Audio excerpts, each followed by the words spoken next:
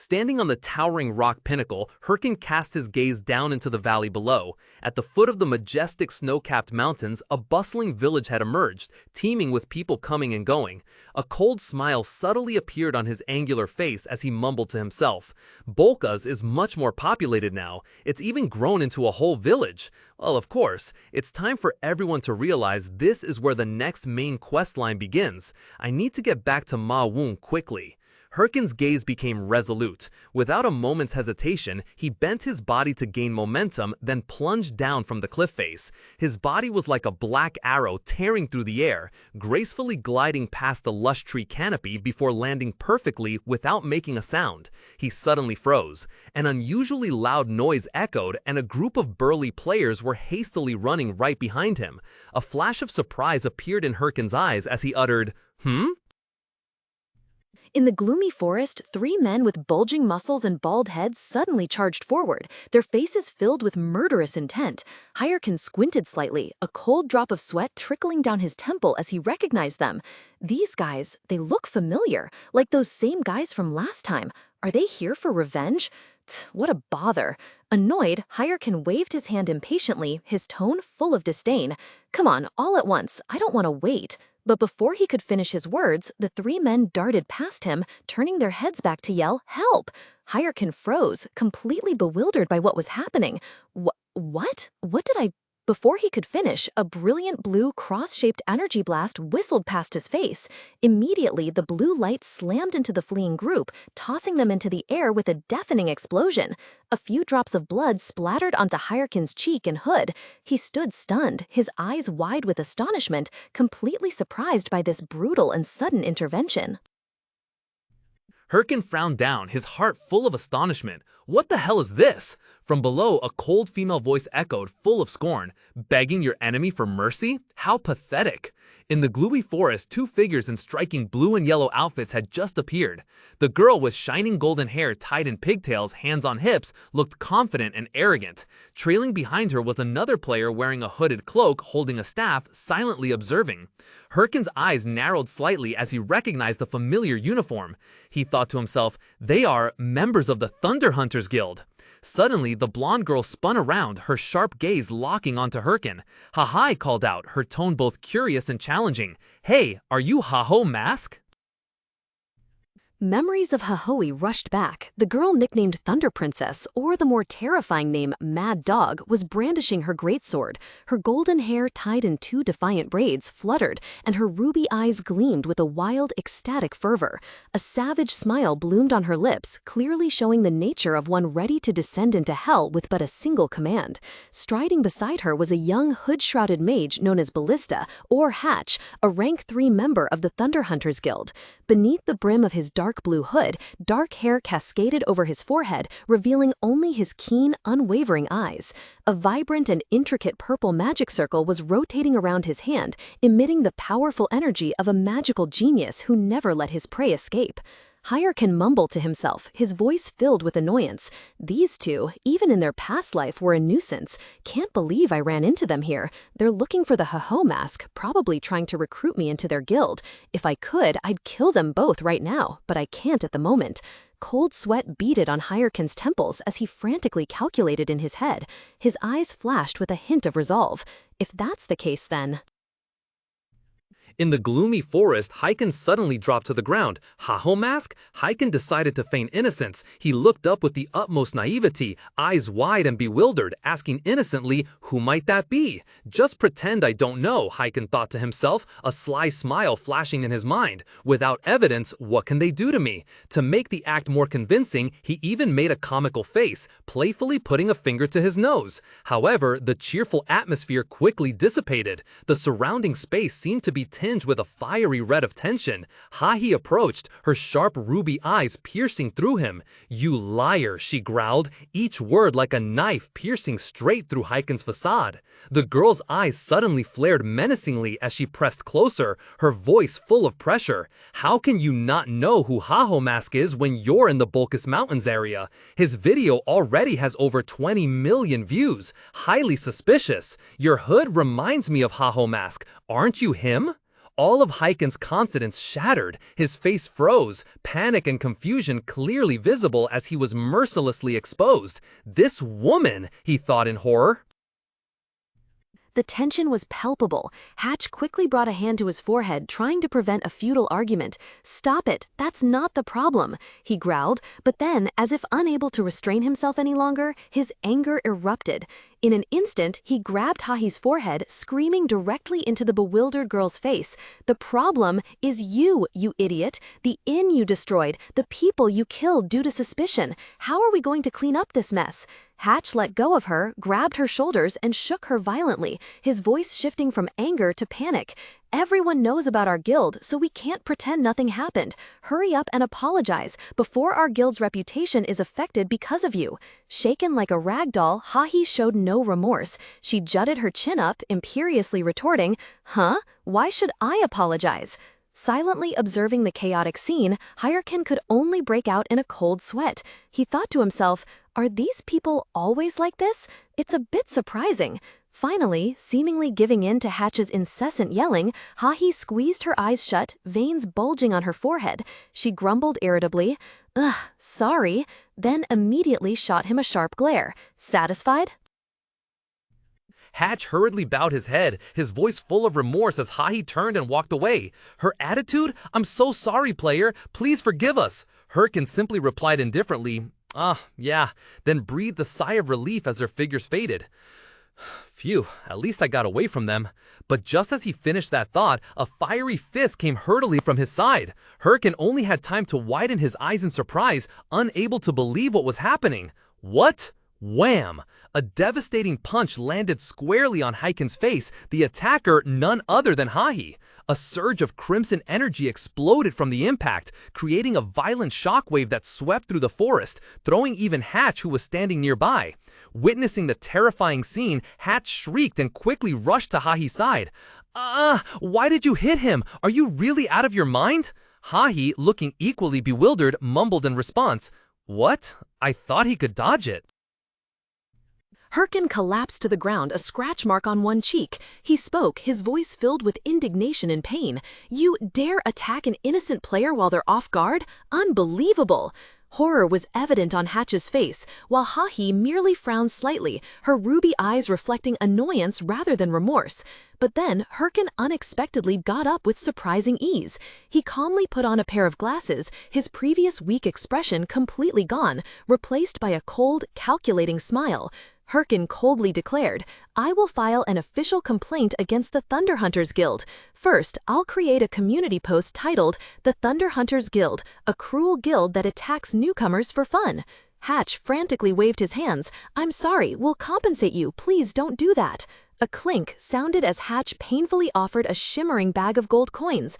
Hyrkan took the money bag, a flicker of satisfaction crossing his face. 1,000 gold. "All right, I'll let you off the hook this time." Hatch quickly bowed. "Yes, thank you very much." Immediately, Hatch grabbed the still annoyed Hahi and pulled her away. He snapped, "Let's go. Seriously, you almost got me killed." Hahi grumbled in response, I know." Hyrkan gently adjusted his glasses, his cold face hidden behind the hood. "So annoying, but this is the best I can do right now," he muttered to himself, his sharp eyes gleaming with calculation. "Shouldn't provoke them just yet, just need to wait a little longer." Meanwhile, deep within a gloomy forest, on a red dirt path, Hatch spoke up irritably, his voice full of reproach as he walked beside Hahi. "Why do you always cause trouble everywhere you go? Don't you understand how important reputation is for a large guild like ours?" Hahi, her two blonde braids swaying with each step, calmly replied, "Don't people usually instinctively dodge when attacked?" Her explanation only added fuel to the fire. Hatch snapped, his face contorted in anger. "So you're saying it's his fault for not dodging your attack?" "That's not it," Hahi softly denied. She fell silent, her mind replaying that moment, the image of her fist lunging towards her opponent. That guy, she thought to herself, Hyrkan's face vividly appearing in her mind. He showed no fear or surprise at the attack. His expression at that moment, it looked like he was just annoyed at being disturbed. On a winding path through the gloomy forest with gnarled trees, two figures walked. One spoke with suspicion. How suspicious! The accompanying man, looking tired, pleaded, "I beg you, please don't cause any more trouble, all right?" The girl snapped back. "Shut up, don't tell me what to do." Hearing her curt reply, the man could only sigh inwardly. "Oh dear, you're truly taking years off my life." Elsewhere, in a dimly lit room, on a small round table lay a shattered leg armor piece, resting on a rough bear hide. It was the bear warrior leg plate, proof of a surreal encounter with a fully armored beast. Ma Woong, the man with a stern face, sat opposite Hyrkan, his gaze fixed on the armor piece. He spoke in a deep, solemn voice. "Something strange is definitely happening. Thank you. Without you, the casualties would have been even greater." He looked at Hyrkan, a flicker of worry in his eyes. "Are you sure you're all right?" Hyrkan, still in his hooded attire, managed a frightfully twitchy smile, his body trembling with suppressed energy. Yes," he tried to reply, but his mind was screaming frantically. "Hurry up! At this rate, the top 30 guilds will catch up to me." As if sensing his impatience, Ma Woong decided to get straight to the point. "Anyway, for this," he said, presenting a large wooden chest reinforced with gleaming golden metal bands. He unlocked it, the lid snapping open with a heavy clunk. "Please choose something." Hyrkan leaned forward, his eyes glued to the items inside the chest. His eyes immediately widened in astonishment as he recognized something. "This is?" he exclaimed, stunned to discover a completely unexpected item among the rewards.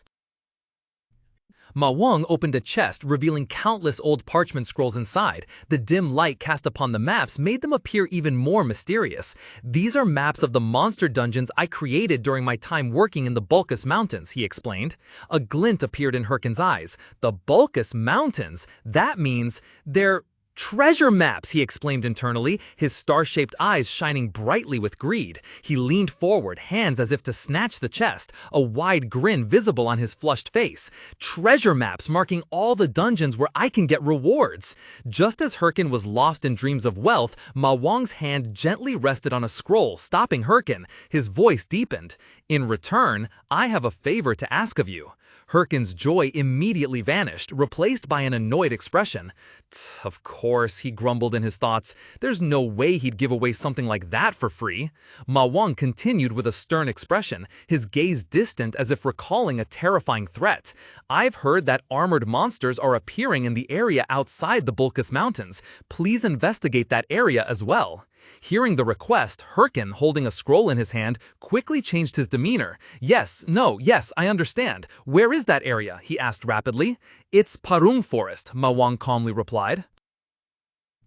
Before Ma Woong's probing gaze, Hyrkan forced a strained smile, clenching his teeth to hide his embarrassment. "Is something wrong?" "No, nothing at all," Hyrkan replied, his tone feigning nonchalance. But the moment he turned his back, his calm facade instantly crumbled.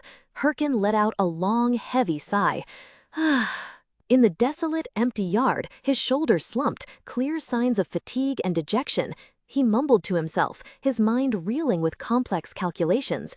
Parung Forest is a level 90 zone, meaning I'll need to grind levels along the way. How troublesome. I guess the perfect hunting ground right now might be Sura Canyon. There are level 75 demon worshippers there. His hesitation quickly vanished, replaced by a burning determination. Hyrkan confidently thought, "Well, I took down a whole horde of bear warriors, so these guys shouldn't be too hard." His fists clenched, and his entire body radiated a powerful surge of energy as he leaped up in excitement. "It's time for some lightning-fast leveling." He charged into the dense forest with fervent momentum. But wait, Hyrkan suddenly froze, a chilling sensation running down his spine. Cold sweat broke out, and an expression of utter horror spread across his face as a terrifying truth dawned on him. Amidst the desolate Sura Canyon, under the scorching sun, Hyrkan paused, an indescribable sense of astonishment rising within him. Why is he here? He couldn't believe his eyes. Standing not far away, arms crossed with his usual confidence, was a familiar figure. The man with dashing blonde hair and a muscular physique in a vibrant red floral shirt also recognized him, his eyes widening in surprise. "Ah, aren't you Mathador Chev?" exclaimed, his tone a mix of surprise and slight interest. At the same time, in another location, within a luxurious room, a desperate cry echoed through a communication device. "Miss Shiru!" Hatch's eyes welled up with tears, sobbing dramatically. "I can't stand this barbarian any longer." Sitting beside him, Hahi crossed his arms, glaring irritably. "What? Do you want to die?" From the other end of the line, Shiru's calm voice resounded, a faint smile on her face as she looked at the screen displaying the chaotic scene of her two subordinates. Hatch, Hahi, thank you for your hard work. Despite the encouragement, Hatch's grievance hadn't subsided. He quickly explained, I'm not saying I don't want to do it, but it seems the Red Bulls Guild has already occupied Sura Canyon. We should have focused on the main quest, so why are we trying to recruit someone who clearly doesn't want to join? The smile on Shiru's face completely vanished. She fell silent, a slender finger gently resting on her chin, her keen eyes narrowing thoughtfully. This sudden influx of information seemed to have forced her to recalculate her entire plan. Shiro gave instructions via the communication screen hovering before her. You can stop searching for Hahoe mask. From now on, we will focus on the main quest line. From the other end, Hatch's image appeared, overjoyed to the point of tears, giving 2 thumbs up in approval. That's Shiro for you. Thank you. The call ended with a crisp click. Shiro exhaled softly, leaning back, sinking deep into the comfortable velvet sofa. Her long hair fanned out as she looked up at the ceiling, a confident and mysterious smile playing on her lips. She thought to herself, the strongest will eventually clash. Let's see how long you can hide from me, Hahoe mask. At the same time, somewhere far away, Hahoe mask suddenly shivered. His face paled, cold sweat pouring out in extreme dread, as if sensing the predatory gaze fixed directly upon him. Meanwhile, his skeletal army was huddled miserably on the barren ground, looking dejected because they wouldn't get a chance to appear in this chapter.